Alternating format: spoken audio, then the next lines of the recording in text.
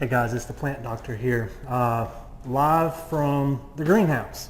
I've done a lot of videos on my back patio. I had a 10 or 15 minute interval here between meetings.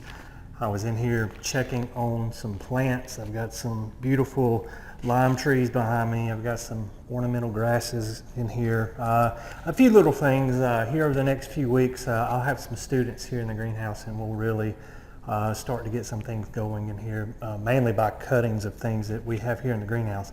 But I wanted to do a Q&A with the North Alabama Garden Club. So maybe 3 weeks ago, I posted on there, hey, send me your questions.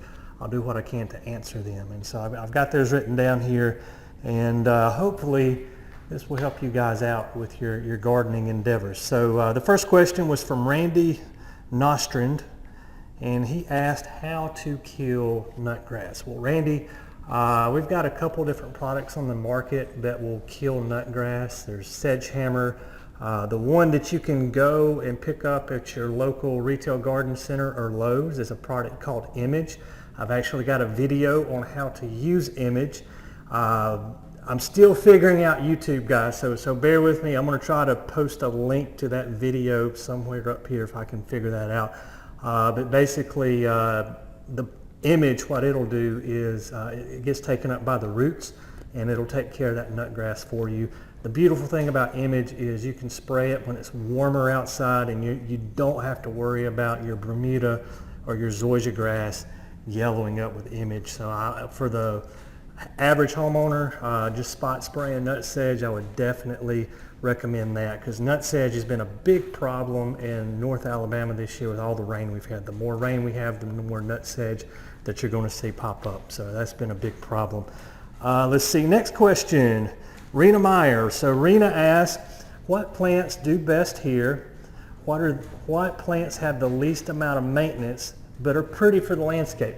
Rena, that's a great question, and it really boils down to what you're trying to accomplish in what area of the yard. So what I'm going to try to do here is break it down by sun zones for you, and then by plant type, and hopefully that'll help you out a little bit. Let's start with full sun. So we define full sun as 8 or more hours of direct sunlight. So shrubs, let's talk about shrubs first. Shrubs for full sun. Right off the top of my head, that's something that's going to be relatively low maintenance is lower petalum. Has a nice purple foliage. There's some green foliage at lower petalums as well. Pink or white flowers. Most of your red lower petalums will have a pink flower, and then the green lower petalums will have a white flower there. Other plants, any holly. Dwarf Yaupon holly, Helleri holly, Nellie R. Stevens holly, oak leaf holly, any of your hollies, they do very well here in this region. You plant them, you get them established that first year, and you can really just kind of let them go as long as you have them in the right spot. So there's a handful of plants for you there in terms of full sun that do pretty good. Let's move over to like part shade. So we define part shade as like 4 to 8 hours of sunlight. Things like azaleas do good. Rhododendrons, they can be a little finicky at times, especially when you're trying to get them established, but they do really well in that environment. In full shade, so 4 hours or less of direct sunlight, I would recommend Akuba and Mahonia. Those are two shrubs that do really well. If you're looking for lots of color, you can't go wrong with perennials. Okay, so perennials for full sun are going to be, oh man, where do I start? You've got black-eyed Susans and Shasta daisies, butterfly bush, certain cultivars of dianthus. You've got yarrow. The list goes on and on. If you'll Google full sun perennials for zone 7 or zone 8, you'll get a whole list of those. And in general, perennials are plant it, water them a little bit the first year and forget about it. They do really well. On the shade side, all your hostas do pretty good in shade. That's a great perennial for shade. And then we have a lot of native ferns that do well as well. Okay, so ferns and hostas in the shade. The beautiful thing about perennials is our first frost comes in, they die back to the ground. You can kind of cover them up with some pine straw or mulch or whatever, and then next spring they'll come back. So that's some really good low maintenance plants for you there, Rena. Our next question is from Deb Gates. So Deb asked, what to look for when choosing a fruit tree? And that's a great question. So what am I looking for personally when I purchase a fruit tree? Really, it's the same as any tree, and I've got a Japanese maple video where I'm showing what to look for when you buy a Japanese maple. And here again, I'll try to post it up here somewhere if I can figure out how to do the link thing. First thing I'm looking at is evidence of insects or disease. Does it have white flies? Does it have aphids?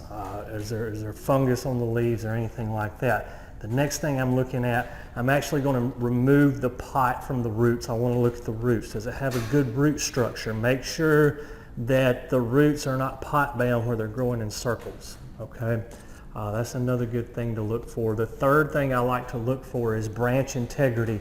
I don't want a fruit tree with real narrow crotch angles, so I want those branches to be more out wide, growing out instead of up. That's going to help support the weight of that fruit as it begins to come on. Narrow crotch angles tend to break more easily in wind and ice, those things we tend to have here in North Alabama. Tammy Sherman, neem oil, truth or myth? So Tammy, that's a good question. What little I've been on our Facebook group here, I don't get to do Facebook a ton, but I have seen the neem oil cures everything, and to be honest with you, I have no personal experience with neem oil, but here's what I did. I went to the National Pesticide Information Center. It's run by Oregon State. This is peer-reviewed material, okay? I did not see anywhere on the label for neem oil at the National Pesticide Information Center for things like fungicides or it makes your plant grow faster. You know, what I would encourage you guys to do with your pesticides and your insecticides and your fertilizers, read the label. Okay, so the label that's put on there, it has to go through a process, it has to be scientifically studied, it has to go through peer review, and go by that consensus, okay? Yeah, you might get on momlovesorganicplants.com or dadgrowsorganicplants.com and they claim that neem oil grows their plants 50% faster, but that's really anecdotal data sets. That's just personal experience. They're not running experiments. Okay, we're going to plant 20 of these out here. We're going to do half with neem and half without and look at the difference. They're not doing that, okay? There could have been something else that was at play that made them think that neem oil was actually doing something. But here's what neem oil does. Neem oil is a systemic, meaning that you can put it as a drench around your plant. It will get taken up by the roots of that plant, and then when insects feed on it, the National Pesticide Information Center labeled it as a deterrent. Okay, so that makes me think that insects can pick up on it. They don't like it, they move on to another plant. Okay, I don't know if it actually kills insects or not, but sometimes a deterrent is all we need, right? So I'm not bashing neem oil. I think that it's probably a good product. There's some, like I said, there's some decent peer review on neem, but people tend to give it more credit than what it deserves. Laura Radley, I believe. Let's see, what is the best way to prevent and treat fungal disease? So the best way to prevent fungal disease is to eliminate excessive moisture sources. So if you're running your irrigation at like, say 9 o'clock at night, that water sits on those leaves way until the next morning, right? So look at when you're watering. Are you planted in soils that tend to hold a lot of water? Is it soggy, saturated soils?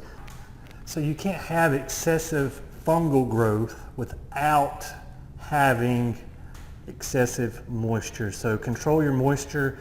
A lot of times you'll control the fungal growth. Two products on the market that'll help you with fungal growth, Daconil and copper sulfate. I've used both. They work great. So look into Daconil and copper sulfate to control those fungal diseases. Let's see. Our next question is from Judy Bean. Judy asks, what is the best material to put around raised beds and walkways that will not camouflage snakes? That's very important. We don't want snakes in and around the garden. If they're there, we want to be able to see them, right? So things that I would mark off the list immediately, something like pine straw. Copperheads can perfectly camouflage into pine straw. Pine bark, I'd probably stay away from that too. That darker color tends to blend in more with like rattlesnakes.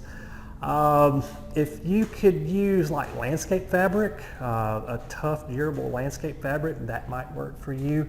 I read the comments down below your question when I was writing these down earlier today, and somebody said concrete. And they admitted themselves, yes, that's not economically feasible probably, but you could try concrete as well. So my recommendation though, look into using some landscape fabric and go from there. And then our last question, Shannon McBride. Why do I, me personally, not post more to the Facebook group? And that's a fair question, Shannon. And I'll answer that for you. It comes down to time management for me. I have a full-time job here at the college. I do some consulting work on the side. I've got family obligations, soccer. I'm in the middle of training for an Ironman triathlon right now. It just boils down to time. And so my goal is, how can I reach the most people with free educational content in the shortest amount of time possible? So I found that if I do these YouTube videos, that's the way to do it, because they're up there 24/7. Some of my videos have tens of thousands of views on them. And so that's the way that I can get the most content out in the most condensed amount of time. I could answer questions on Facebook here, there, and yonder, but I'm spending time answering one question to one person where I could more wisely use that time to do one video and potentially reach the world. That's right or wrong, I don't know. That's my personal philosophy. That's why I don't post a whole lot on Facebook groups. But I do like to share these YouTube videos because I feel that, especially like North Alabama Garden Club, Alabama Garden Club, there's a few others that I'll share with. My videos tend to be focused on that area. And so I feel by sharing those videos, I'm reaching a wider audience at a shorter period of time. Guys, thanks so much for the questions. This is my first Q&A that I've done for the Facebook channel here. I hope to do more of these in the future. I hope it helps you out. Until next time, this is the Plant Doctor.